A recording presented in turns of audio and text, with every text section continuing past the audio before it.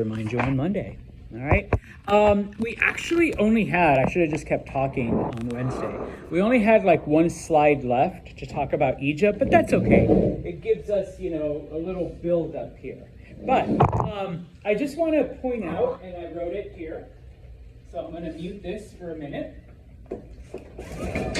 All right.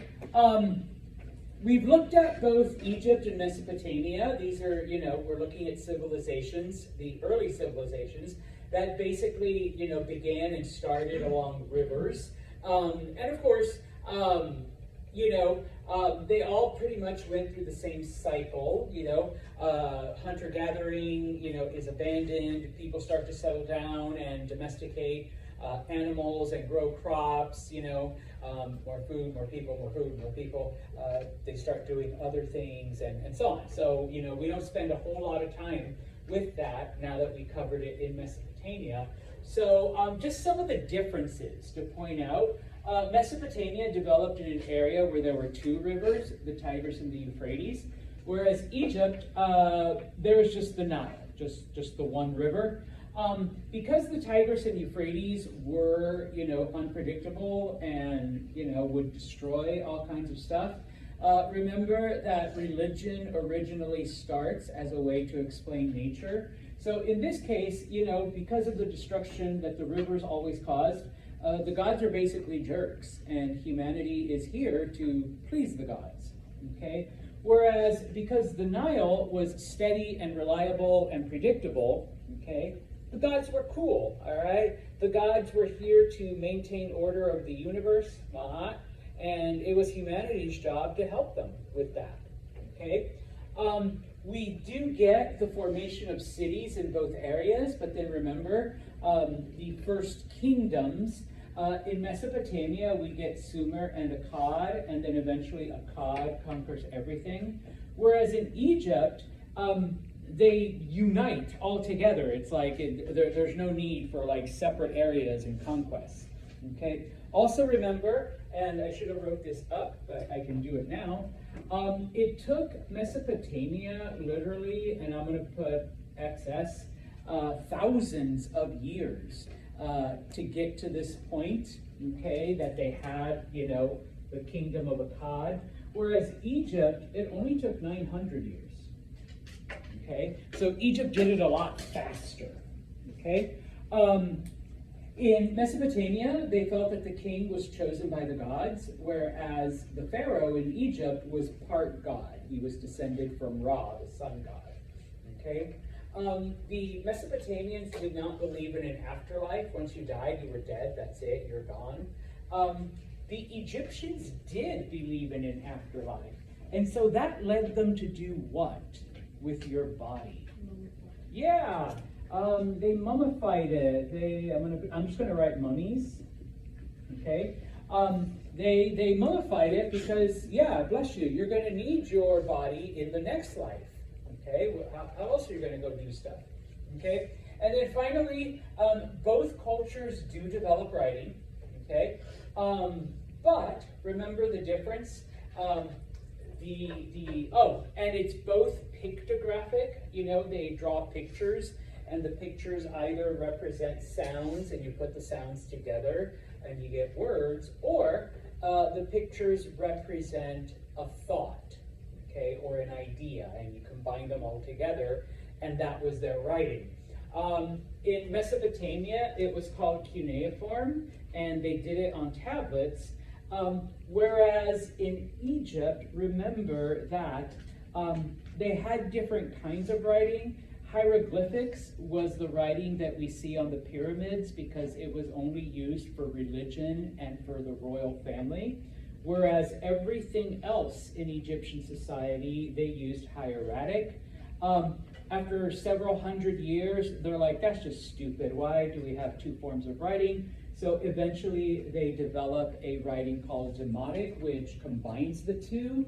And of course, the Egyptians developed an early form of paper called papyrus. This is a reproduction, okay, that they would use to write on as opposed to tablets. Okay, so just a quick summary there. Let's bring this back down. Now, This chapter, if you recall, okay, oh, let me do this real quick. If you recall, Egyptian history is divided into the Old Kingdom, Middle Kingdom, and New Kingdom. So far, we're only looking at the Old Kingdom, okay? Now, land in the Old Kingdom all belonged to the Pharaoh. The Pharaoh owned everything. Egypt was his. I mean, come on, it's part of God, all right? Everybody else basically just administered the land. Okay, different people were given different portions, and you're supposed to work the land, you're supposed to do, whatever you need to do, but part of the crop or part of your labor always went back to the Pharaoh. You only kept enough to feed your family and maintain your needs, and of course, a little extra to sell, so you have, some kind of income, but then everything else went back to the Pharaoh. And the Pharaoh typically stored most of these things, and it was there for the people. So when there were disasters or there was, some kind of need, people would go to the Pharaoh, people would go to the government, and the government would give them, food or resources or whatever. Okay? I know, they actually had a pretty decent government set up. Well, over time, the land administrators got greedy, and they began to use the land for their own purposes. And so instead of giving the Pharaoh, the government, a good portion of what they were supposed to give, they kept giving less and less and less. And, oh, I'm sorry, Pharaoh, this harvest was really bad, so we can only give you this much wheat. This harvest was worse than last year, so we're going to have to give you less. Okay. In the meantime, they're keeping it, they're selling it on the black market, maybe they're making independent trades with other groups and whatnot. What ends up happening is we enter a period of drought, okay? And so now the crops aren't producing as much as they normally do.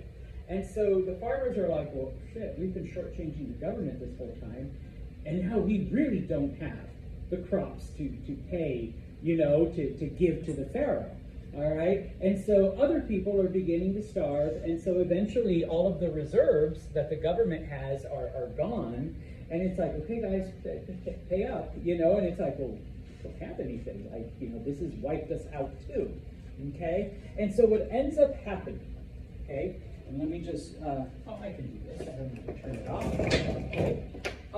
We enter a time known as the intermediate period, which is between when the Old Kingdom collapses and the Middle Kingdom comes to power. Basically what ends up happening is we have a period of about 100 years of nothing but civil war. Okay, so because the government can't feed the people and the different landowners, they've used all the land for their own purpose. And so now we have little groups throughout Egypt basically fighting each other for control. They overthrow the Pharaoh, and now we have these different groups that are fighting in these civil wars that last about 100 years. Okay, and so that's basically the end of the Old Kingdom. All right,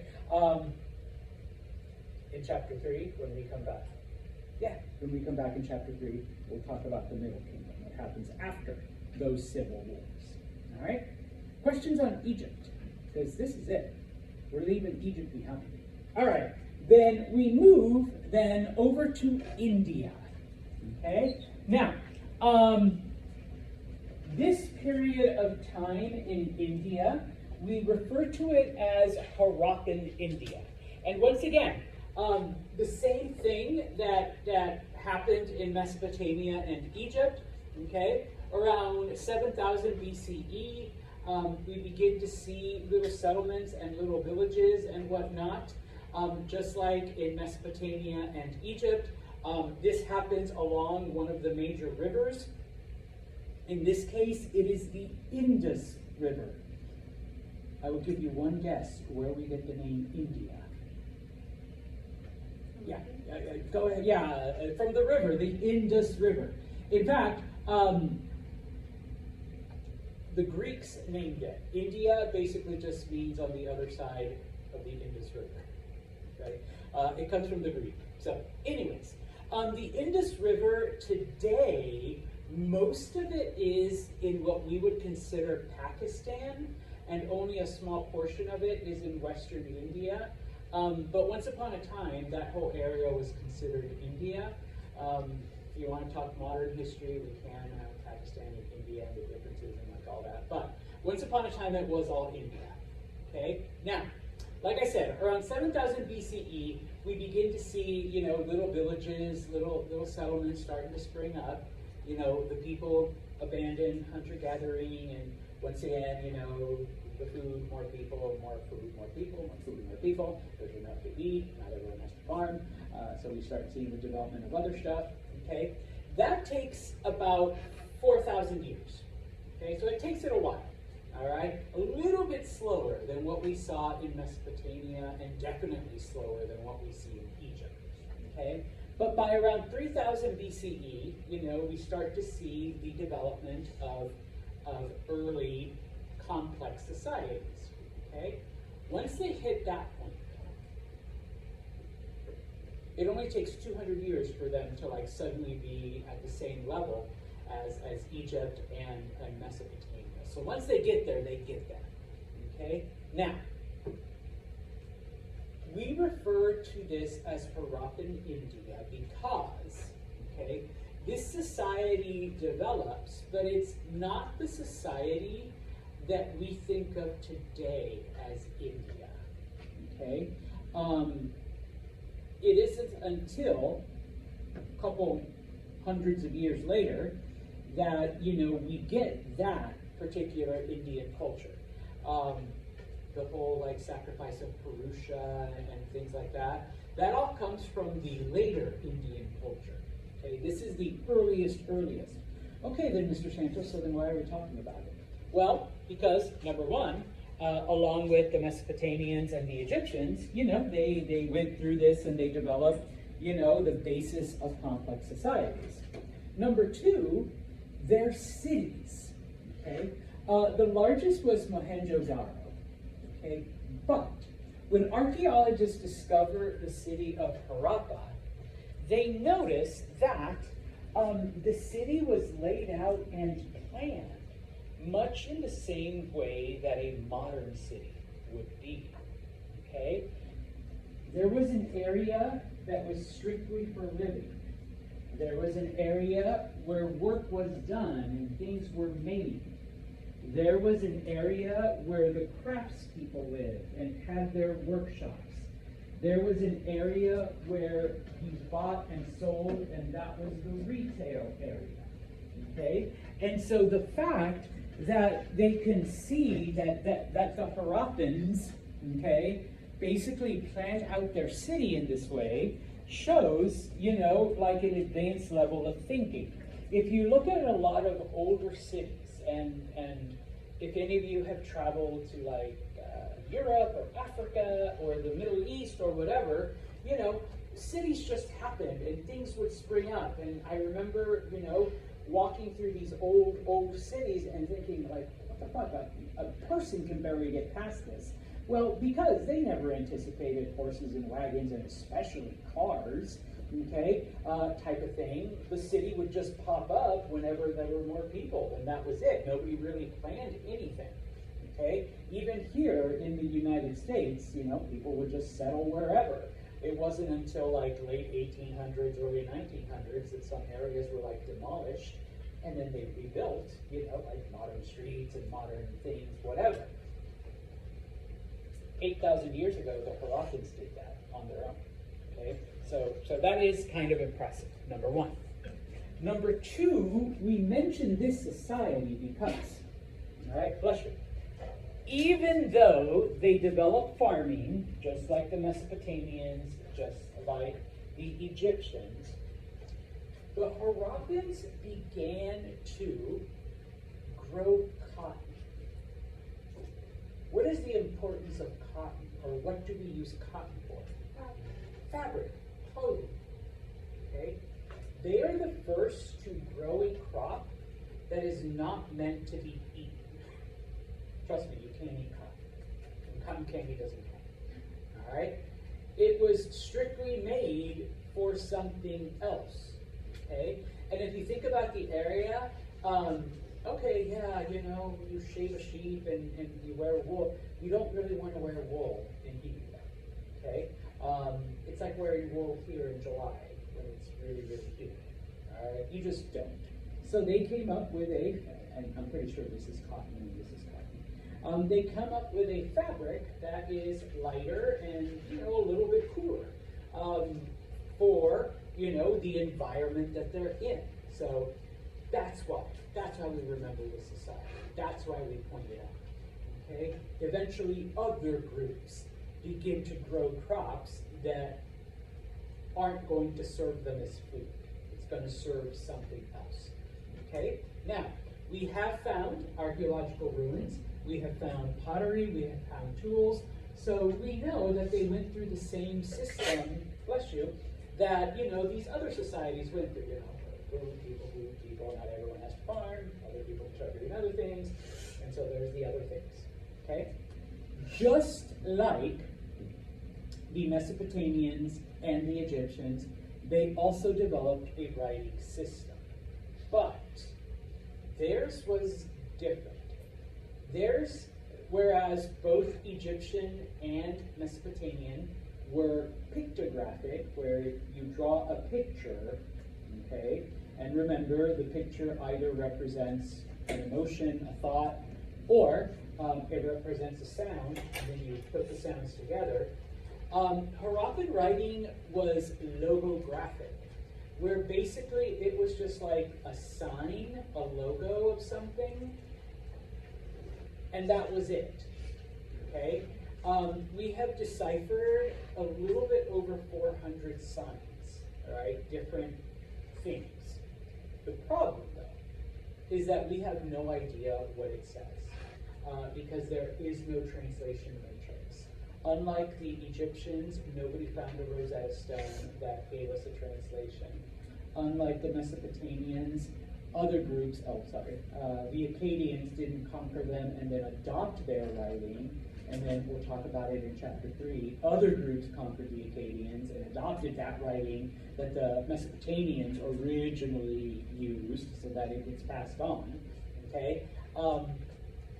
It's just there. We have no way of translating it. We have no way of figuring out like what it says, other than by like other resources that we've found, okay? Because there is evidence. We have found Mesopotamian artifacts. We have found artifacts from other part of Asia amongst the ruins of Harappa and Mohenjo-Daro. So we know that they traded with other cultures, okay?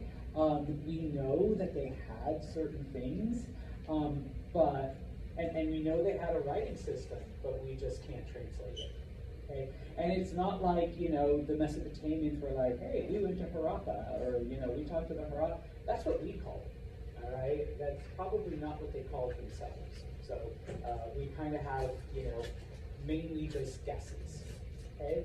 And of course, it does not help that by the year 1700, the Harappan civilization had collapsed. All of the cities were abandoned, and eventually they succumbed to nature, like, you know, floods and winds and all of that stuff. Once again, we don't know what happened. It could have been disease and everybody died. It could have been some kind of natural disaster. It could have been floods. It could have been a volcano. It could have been earthquake. We really don't know, all right, because there is no record left behind. All we know is that what other cultures were like, yeah, everybody was gone, you know? And then, of course, the rivers then buried the ruins. And so it isn't until modern times that people were able to discover. All right? And so if you go to Pakistan, these are the ruins of Mohenjo-Daro, okay? The largest city that they had built.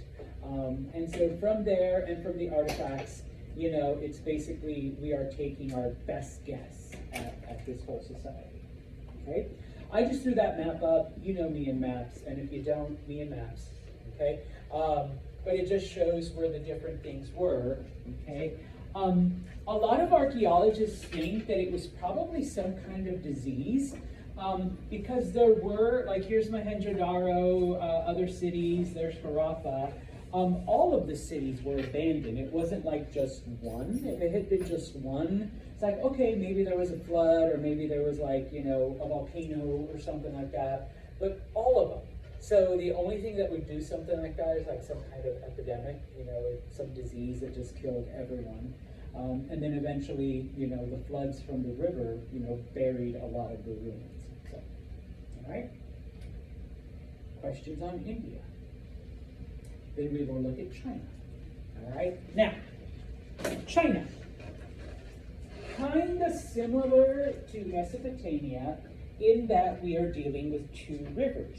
Again, different though, because the Tigris and the Euphrates were like next to each other, and Mesopotamia developed in between those rivers.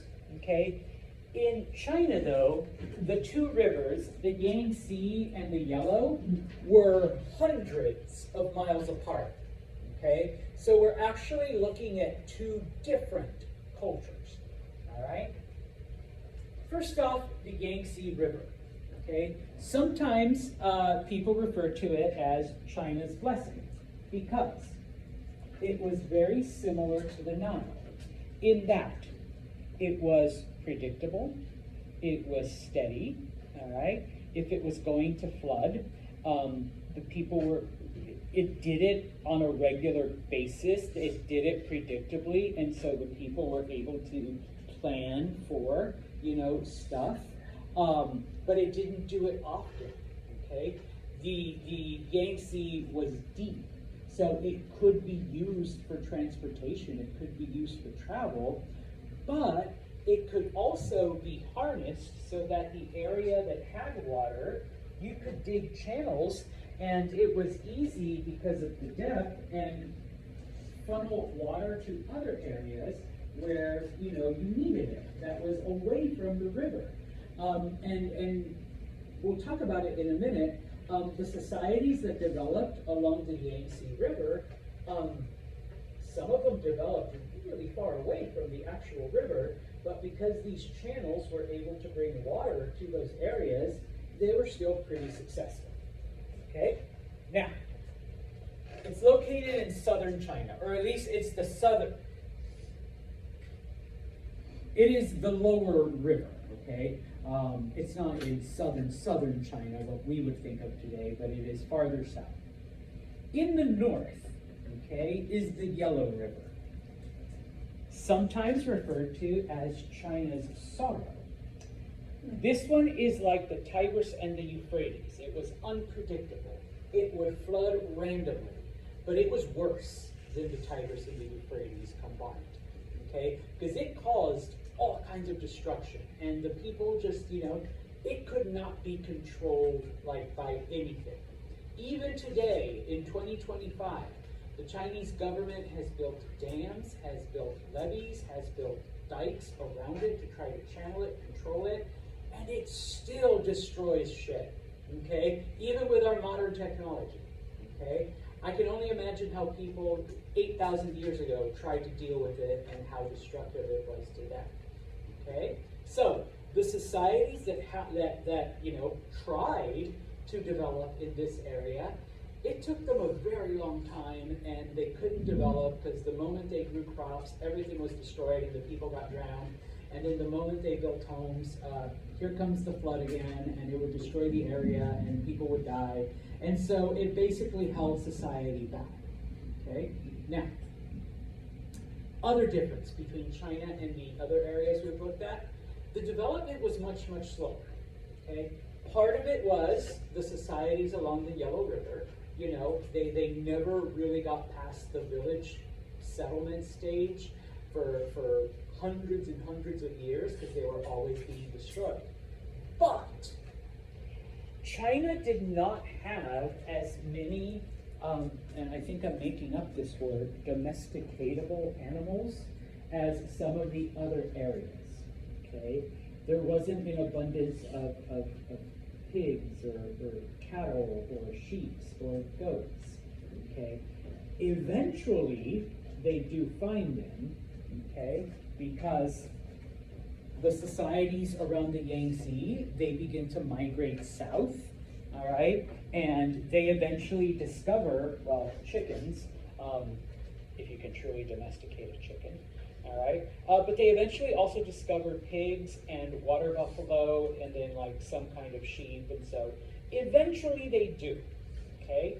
But it takes a while, all right? So obviously this slows down their development, okay? The other thing, similar to Egypt, is geography, all right? Now, Egypt still had a small outlet where they could communicate with other societies, and in Egypt, the isolation served to unite them faster. In China, the isolation served to slow down their progress, okay? To the west and to the southwest were mountains, and not just any mountains, but the Himalayas. If you don't know the Himalayas, they are the tallest mountains on the planet, okay? Mount Everest at almost 33,000 feet is the highest mountain on Earth. It's in that part of China, okay? So it's not as you're like, okay, yeah, let's just climb over these mountains and see like what lives over there. No, because you're literally like, you know, there's no way, you know, it's pretty much impassable. To the north was, number one, the Mongolian Plateau, which is an area of land that is pretty dry and arid, but it's at a really high altitude. So once again, you have to go up. And if you actually do make it, now you're encountering like those hordes, those tribes that are wandering through Asia. Also in the area is the Gobi Desert, which after the Sahara, it's like the third or fourth like most dangerous desert on the planet. So, you know, you're still there trying to, you know, make it through this arid landscape, okay? So you knew this was coming, all right? Himalayas, all right, basically cover all of this. Tibet is also pretty high up. If you do make it past the Gobi Desert, you have the Taklamakan Desert. So it's a little smaller, but you just made it through a desert, now you're going through another desert. So there's really no way. So the Chinese have no way of contacting outside cultures to, you know, help them advance. Society along the Yellow River, society along the Yangtze River. So we do see the development of these two different cultures, okay? Now, along the Yellow River, that's the bad one, okay? Along the Yellow River, they're only able to grow something called millet. Millet is used, it's kind of like a grain. You can use it to make a type of bread. We don't get rice development until much later, and that actually happens further south. All right, in China, you do need warmer weather, all right? Although you do need a lot of water, okay? The first group of people to develop along the Yellow River, remember, still the bad one, is the Yan Shao, okay? They practiced what was called slash and burn agriculture, bless you, because they knew that whatever they did was going to be destroyed. So, we are gonna get it as quickly as we can, and then, pardon my Chinese, get the fuck out of here. All right, so that the river doesn't kill us. All right, so literally they would cut down their crops and then burn everything. Okay, so that the ash, they knew that the ash could, you know, fertilize the ground, and then the water would come in, and you know, it would do something, and then they would move. All right away.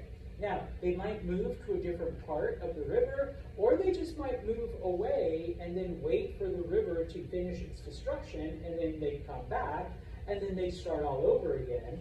But then, of course, they might get surprised, and the river would destroy them, or destroy their crops and kill them, you know, by drowning them.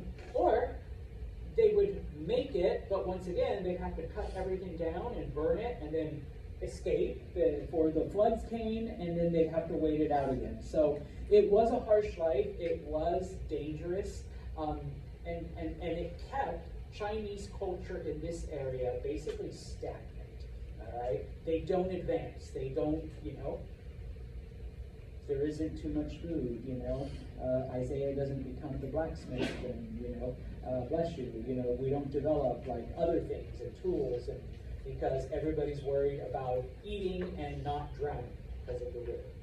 Okay? Now, the Longshan culture develops along the Yangtze River. That's the good one. Okay? And so because of this, we do see the development, people grow more food, more people, more food. They begin to, branch out into other things. And so we do see, pottery and tools. So it seems like they started to develop like other things that would help them. Eventually, they begin to migrate because remember the Yangtze River, they're able to channel water into areas where, they would need it. And so, they're starting to form societies away from the actual river. Eventually, some of these groups move even beyond the area where like these primitive canals can bring water to them. And so it is the Chinese that first realize that, when rainwater falls, it goes through the ground and it seeps through and it collects in underground aquifers. And so if you dig far enough down, you will find a well. And I know that some of you around here that live in the boonies probably use well water because once upon a time, someone suddenly kept digging, there's water. And so now they just bring it up. Some of you are smiling. You use well water. Do you have wells? Okay, some of you have wells. All right. That's how people get water around here. Okay. Well, that's how they started to do it too. They figured it out. So if you do have a well and things, you can thank the Chinese. All right. They were the ones that come up with that. Hey, why don't we just dig and find it? In addition, their cities also had walls around them, so they were like the first in Asia to have this kind of defensive measure. Okay? And so, this is in southern China, along the Yangtze River. Okay? The first culture, the first government, we're now barely into like the city phase. Okay, we've gone settlements, villages, towns. Now we've got the city. Okay, the Yangzhou. Okay, number one, they do develop advanced farming, meaning it's not just millet anymore. They're growing all kinds of different things, and they eventually develop rice cultivation. All right, so now we have the food, the people, the food. We're starting that. Okay, and so yes, some people now can start to branch out into other things. One of the things in this culture that happens is the development of jade, and so they start using jade tools, jade knives, and we also see jade as a decoration. Number one. Number two, yay! They finally went into an area where there's animals, okay, that they can domesticate. So pigs and sheep. For the usual stuff. There's not a lot of cattle per se, but they do find water buffalo, right? Which is kind of like cattle. I've had water buffalo. The meat tastes about the same. So, and you can drink their milk, and you can do like all of that type of thing. And just like in other cultures, dogs as work animals, as companions, as protection, etc. Right? The sad part here is that just as this culture is on the verge of developing a complex society, and we're going to have lots of cities, and maybe those cities will unite into a kingdom, and like the whole thing, we get a natural disaster. Well, not disaster. The area enters into drought. Okay? And when that happens, the well water dries up. Okay, so no more water. And so when the water disappears, those settlements collapse. Okay? Because the people now, without water, they have to abandon those areas and move back closer to the Yangtze River. Okay? So right at the moment that China is at the cusp of developing, it falls apart because of environmental factors. Okay? And so we do see the beginning of all of the stuff, but, and this is why it slows down, it does kind of set it back for a couple hundred years. All right? Questions on China? Then, we are going to finish looking at some of the other areas where we don't see any cities at all, okay? When we refer to the Aegean, we're talking about Greece and the Greek islands, okay? More than likely, they got their knowledge and some of their early crops from the Egyptians and the Mesopotamians, okay? We don't see the development of very large cities in ancient Greece. Eventually, we do get city-states, and we'll talk about that when we talk about Greece. I believe it's chapter 4, maybe chapter 5. We'll talk about ancient Greece, but most of the time, the Greeks just remain in small to medium-sized cities, okay? The land in Greece is not good for farming. It's very hilly, it's very rocky, not a lot of stuff grows. Obviously, there is some farming, but most of what the original Greeks did was metalworking. They do find a lot of metals, a lot of alloys in those rocks, in the mountains, in the hills, and so they are able to use that to trade with the Egyptians and the Mesopotamians for food, okay? Eventually, they also gain other knowledge. Eventually, they also start buying sheep from them and goats and, doing things like that, all right? And eventually, the secret of bronze makes it to them. Now, the one exception, though, is the island of Crete. Crete is an island to the south of the Greek mainland, but it is considered a part of Greece. It's a pretty good-sized island. Here we do see a rudimentary society develop. There's only one city, and that's their capital, the city of Knossos, okay? But Knossos basically runs the entire island, all right? So they're like a mini kingdom. Not a lot of farming either, because the land is still kind of hilly and rocky. But there is a lot of gold and other precious metals.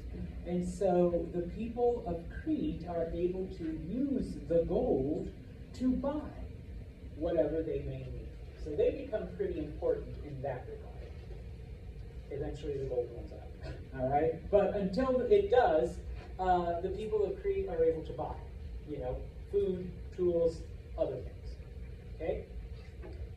If you've ever heard of Crete or the city of Knossos, most people have heard of it because of Greek mythology.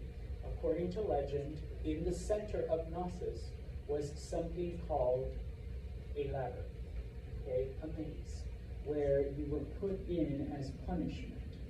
In the middle of the maze, supposedly, was a minotaur. Does anyone know what a minotaur is? That's a centaur. It's like a half man, half bull. Yes, half man, half bull, minotaur, half man, half horse, centaur. They go hand in dog. Okay, so close. And so yeah, not only did you have to find a way out of the labyrinth, but you had to find a way past this half man, half bull. Okay, now, I don't know if there really was a minotaur, but there was a labyrinth. Okay, and many of the kings would use it as a type of punishment, as a test. Okay, if you can make it out, then okay, you're free. And if not, you just die in there. Okay? If you've ever done a corn maze, you kind of get the gist. You're always like, I'd still be lost. Like type of thing, from last year. It can be fun. Okay?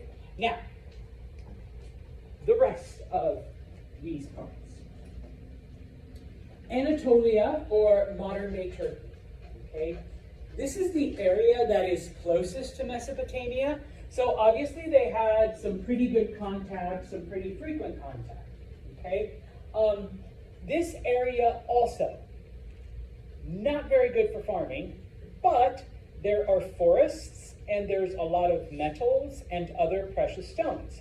So they are able to trade with the Mesopotamians, wood and metal and stones and jewels for food, okay?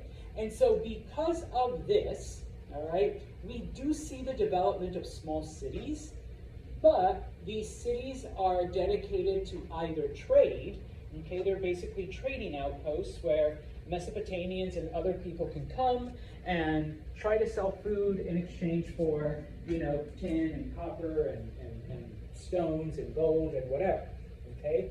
Now, each of these cities, of course, they didn't unite into a kingdom. They each had their own rulers. They each had their own rules and the things that they sold, okay? One of those cities, though, is the city of Troy, okay? Now, once again, going back to Greek mythology, most people know the city of Troy from the stories of the Trojan War, okay?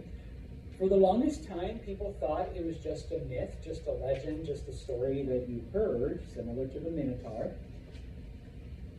But there was a city of Knossos, and there was a labyrinth. Turns out there was a city of Troy in western Anatolia, okay, western Turkey. And they did go to war with the Greeks. Now, whether it was because there were 3 goddesses that wanted to be declared the most beautiful, and so Hera threw a golden apple into a hallway, and, one of the Trojan princesses picked, whoever bribed them the most, and then, of course, he kidnapped the queen, of Mycenae, and then that led to a 10-year war. Okay, that probably is fake, all right?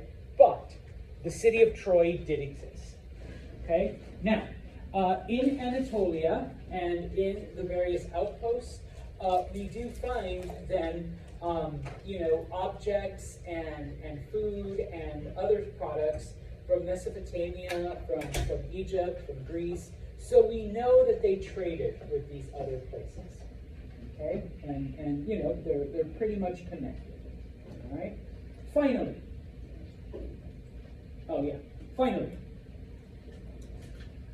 Central and Northern Europe, okay? No major cities developed here, at least not for another 5,000 years, okay? Really, really far behind, all right? Remember that most of this area is wooded, nothing but forest, so very, very difficult to clear land to try to farm. The weather isn't ideal, okay?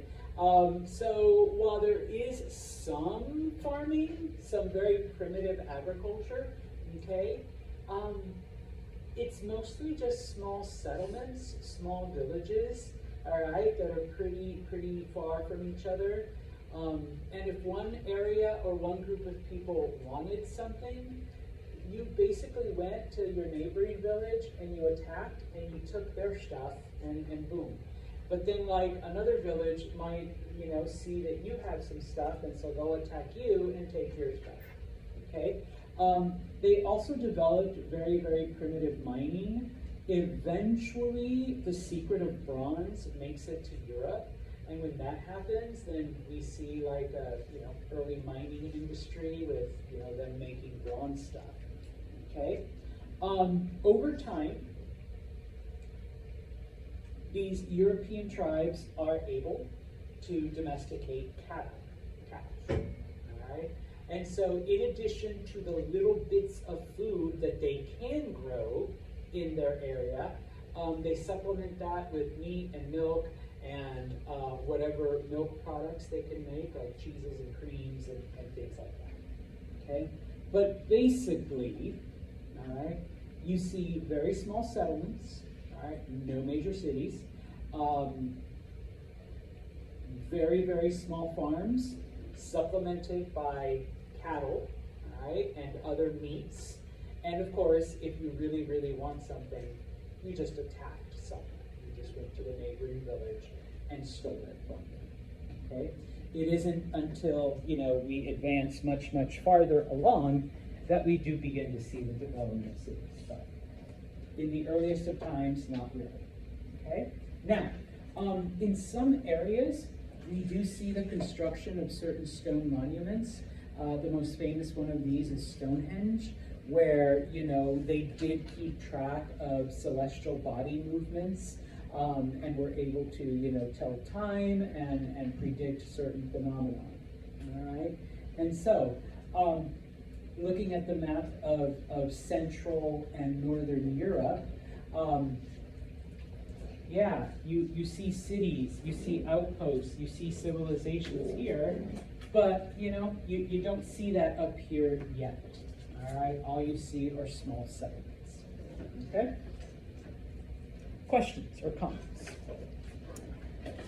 Have a great weekend. We will start